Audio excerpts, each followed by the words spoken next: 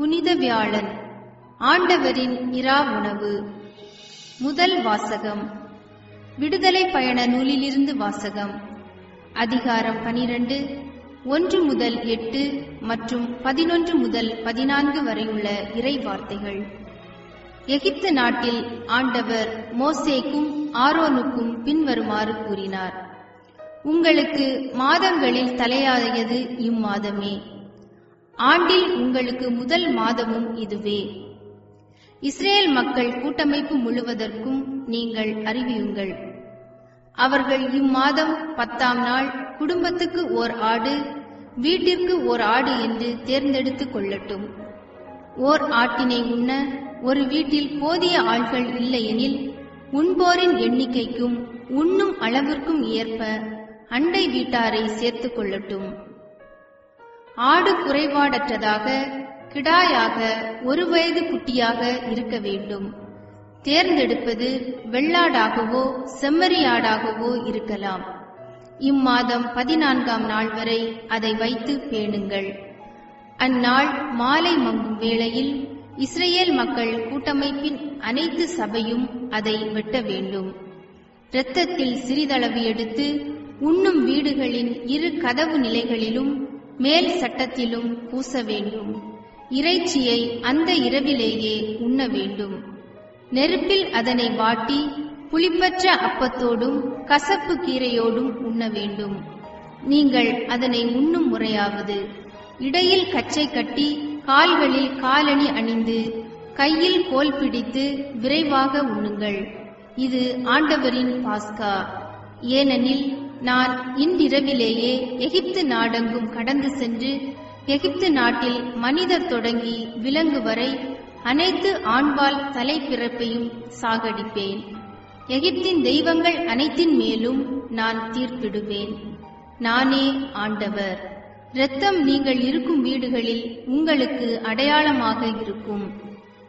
நான் இரத்தத்தை கண்டு உங்களை கடந்து செல்வேன். எகிப்து நாட்டில் நான் அவர்களை சாகடிக்கும் போது கொல்லும் கொள்ளை நோய் எதுவும் உங்கள் மேல் வராது. இந்நாள் உங்களுக்கு ஒரு நினைவு நாளாக விளங்கும். இதனை ஆண்டவரின் விழாவாக நீங்கள் தலைமுறை தோறும் கொண்டாடுங்கள். இந்த விழா உங்களுக்கு நிலையான நியமமாக இருப்பதாக. இது ஆண்டவர் வழங்கும் அருள்வாக்கு. இறைவா, உமக்கு நன்றி. இரண்டாம் வாசகம். நீங்கள் இந்த அப்பத்தை உண்டு கிண்ணத்திலிருந்து பருகும் போதெல்லாம் ஆண்டவருடைய சாவை அவர் வரும் வரை அறிவிக்கிறீர்கள். கொரிந்தியருக்கு எழுதிய 1ஆம் நிருபத்திலிருந்து வாசகம்.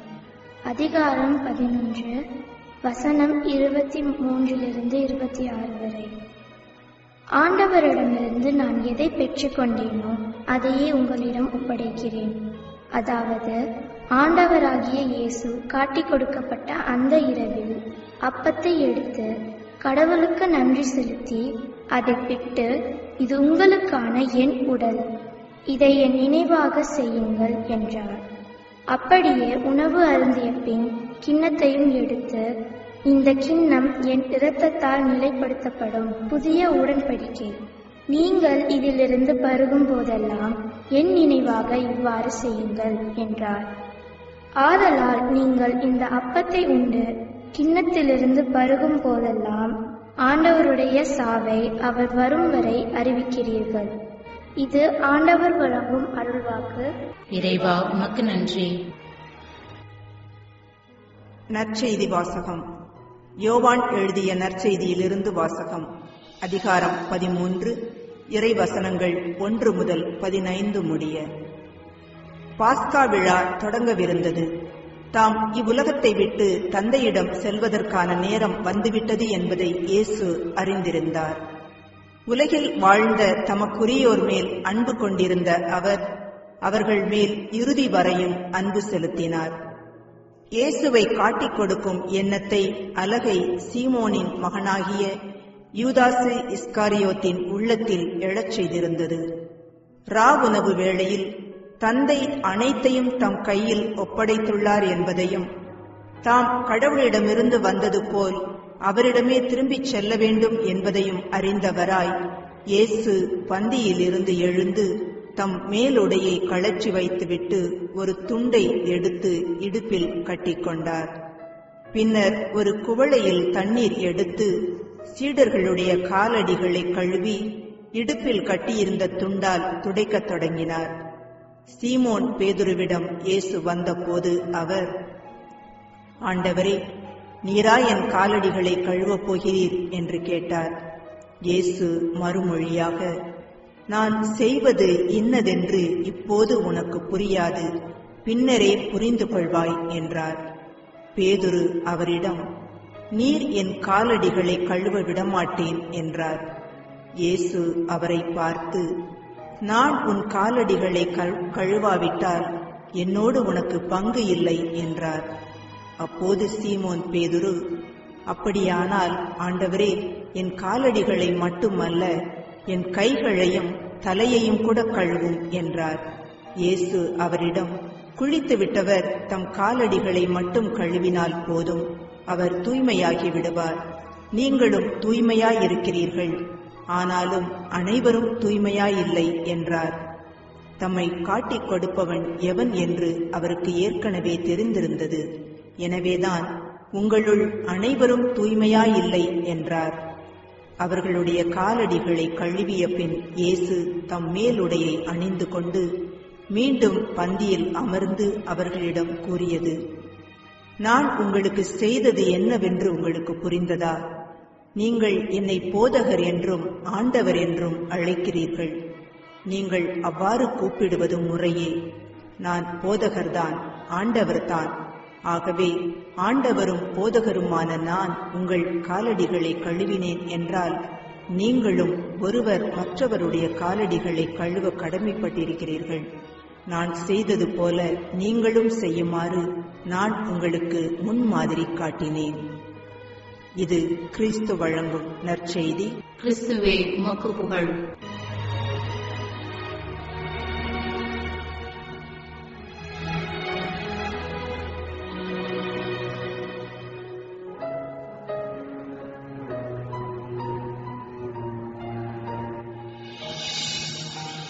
அன்புக்குரியவர்களே, இன்றைய நாளின் வழிபாட்டில் நாம் 4 காரியங்களை நினைவு கூறுகிறோம் என்பதை நாம் அறிவோம்.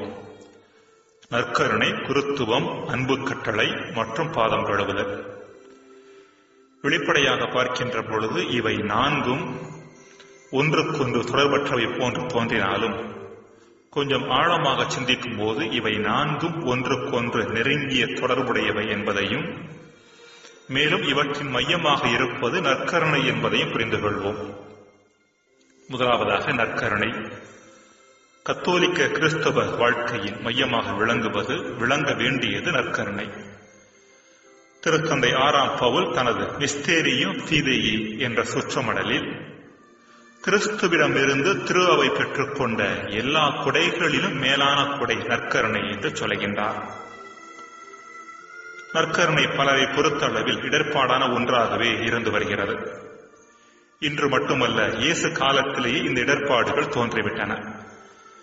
இயேசு நற்கருணையை பற்றி பேசிய போது, இது ஏற்றுக்கொள்வது மிக கடினம், இப்பேச்சை இன்னும் கேட்டுக்கொண்டிருக்க முடியுமா என்று நற்கருணை மட்டில் பலர் இடரல் பட ஆரம்பித்தனர். யோவான் 6:60. இருப்பினும் மனிதர்களாகிய நாம் வலிமையையும் வல்லமையையும் பெற, நலன்களையும் நன்மைத்தனங்களையும் பெற, உயர்வையும் ஊக்கத்தையும் பெற இறைவன் கொடுத்துள்ள மாபெரும் அருட்சாதனம் நற்கருணை. இரண்டாவதாக நற்கருணையும் குருத்துவமும். நற்கருணையை ஏற்படுத்த இயேசு ஏற்படுத்தியது குருத்துவம். நற்கருணை இல்லையில் குருத்துவம் இல்லை, குருத்துவம் இல்லையே நற்கருணை இல்லை என்று புனித அகஸ்தீனார் கூறியது இதை குறித்தே. இந்திய மரபில் குரு என்கின்ற வார்த்தையின் பொருள் இருளை நீக்குவது. அறியாமை இருள், பாவ இருள், தீமை இருள் ஆகியவற்றை நீக்கி மக்களுக்கு நல்வழி காட்டுபவரே குரு எனப்படுபவர். கிறிஸ்தவத்தை பொறுத்த அளவில் கிறிஸ்து ஒருவரே குரு. அவரது குருத்துவத்தில் தான் ஏனைய குருக்கள் பங்கெடுக்கின்றனர். அனைத்துலக மக்களின் பாவ மற்றும் அறியாமை இருளை போக்க அவர் ஏற்படுத்திய நற்கருணையை எல்லா இடத்திலும் பிரசன்னப்படுத்துபவர்களே குருக்கள்.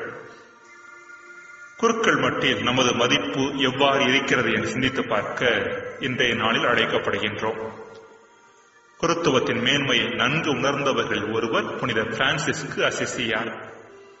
அவர் இவ்வாறு சொல்லுகின்றார்: நான் செல்லும் வழியில் ஒரு குருவானவரையும் ஒரு வானதூதரையும் ஒரு சேர சந்திக்க நேரிட்டார்.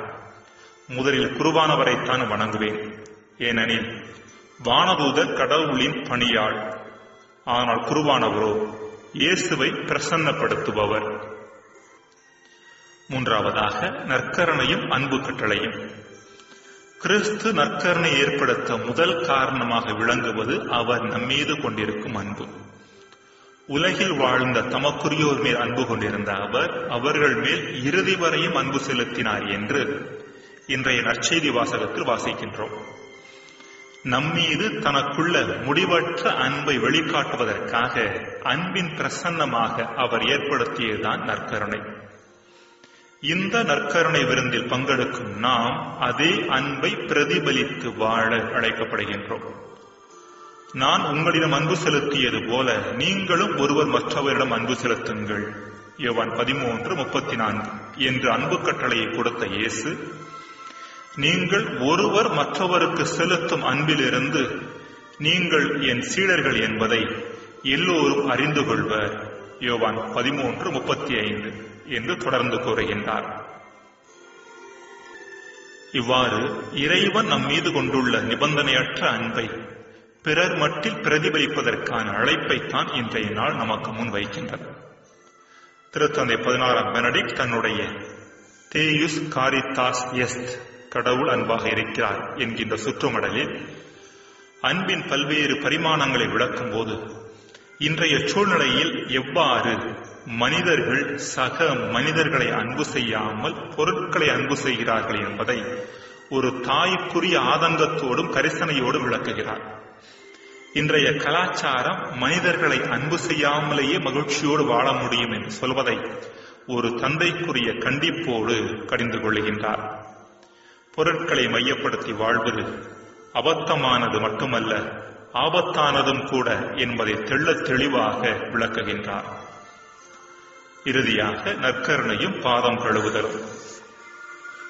தன்னை உடைத்து நற்கருணை ஏற்படுத்திய இயேசு நாள்தோறும் நம் வாழ்க்கையில் அவரைப் போல நம்மையே, அதாவது நம் அகந்தையை உடைத்து ஒன்றுமில்லாமல் ஆக்க வேண்டும். இதன் வழியாகவே உறவை கட்டி எழுப்ப முடியும், வாழ்வை கண்டுகொள்ள முடியும் என்பதை உணர்த்துவதற்காக அவர் மேற்கொண்ட நிகழ்வே பாதம் கழுவுதல் சடங்கு. அதிகமாக நம் அகந்தையை மானவத்தையும் உடைத்து வாழுகின்ற பொழுது நற்கருணையின் மேன்மையை நாம் புரிந்து கொள்வோம். அது மட்டுமல்ல, நற்கருணை என்பதே நம் அகந்தையை உடைப்பதற்கான வல்லமையை தருகின்ற ஒரு அருட்சாதனம்தான். ஜெபம். இறைவா, நற்கருணையை வெறும் வழிபாட்டு பொருளாக மட்டும் ஆக்கிவிடாமல் அதன் மேன்மையை உணர்ந்து அன்பிலும் தாழ்ச்சியிலும் வளர அருள்தாரும். ஆமேன்.